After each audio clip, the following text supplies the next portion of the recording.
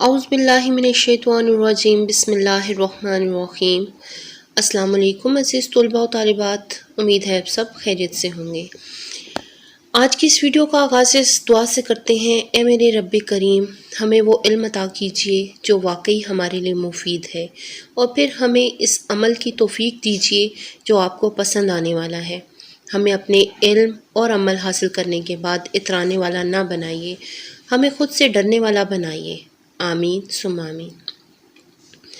جی تو بچوں، آج ہفتہ نمبر 3 کی پلاننگ نمبر 18 ہم نے کرنی ہے، جس میں ہم نے پرنسپل کے نام درخواست برائے فیس معافی کرنی ہے۔ تو آپ نے سب سے پہلے اپنے پلانرز کو کھول لینا ہے، اور پلانرز پر آپ لوگوں نے ڈیٹ مینشن کر لینی ہے، جس طرح یہاں میں نے ایرو کے نشان سے ظاہر کیا ہوا ہے۔ جی تو سب سے پہلے ہم دیکھتے ہیں کہ درخواست ہوتی کیا ہے، یعنی درخواست کی تعریف کیا ہے۔ وہ تحریر جو کسی ماتحت یا عام آدمی کی طرف سے کسی افسر کو کسی خاص مقصد یا ضرورت کے لیے بھیجی جائے، اسے درخواست یا عرضی کہتے ہیں۔ اب دیکھتے ہیں درخواست لکھنے کے لیے ضروری ہدایات کون سی ہیں جن پر عمل کرنا ضروری ہے۔ پہلا ہے کہ جس افسر کو درخواست لکھنی ہو، شروع میں اس کا عہدہ اور پتہ سب سے پہلی سطر میں یعنی لائن میں لکھا جاتا ہے، پھر دوسری سطر کے عین وسط میں جناب عالیہ لکھا جاتا ہے اور اس کے ساتھ ندائیہ کی علامت لگائی جاتی ہے۔ تیسری سطر میں گزارش ہے، مدونہ گزارش ہے یا التماس ہے لکھ کر اپنا مقصد یا مدعا لکھنا چاہیے، یعنی نفس مضمون پر آ جانا چاہیے۔ اس کے بعد درخواست کا مضمون نہایت سادہ، آسان اور واضح لفظوں میں لکھنا چاہیے۔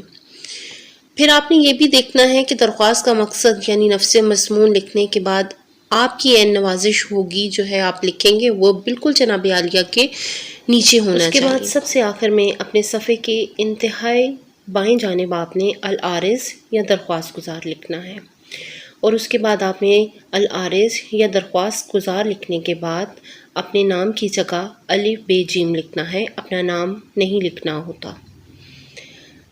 اس کے بعد اگلی سطر میں آپ نے الف ب جیم کے نیچے اپنی جماعت اور سیکشن لکھنا ہے، تاکہ پتہ چلے آپ کا تعلق کس جماعت سے ہے اور کس سیکشن سے ہے۔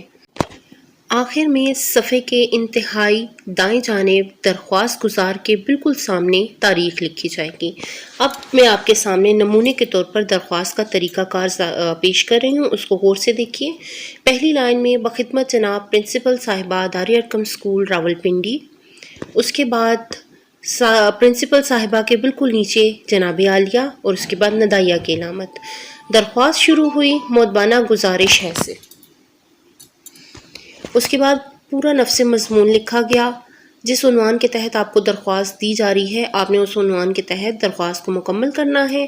پھر آپ نے لکھنا ہے، آپ کی عین نوازش ہوگی العارض یا درخواست گزار، آپ کا شاگرد الف ب جیم، اس کے بعد جماعت، اور پھر آپ نے تاریخ لکھنی ہے۔ تاریخ ہمیشہ آپ نے اردو میں لکھنی ہے۔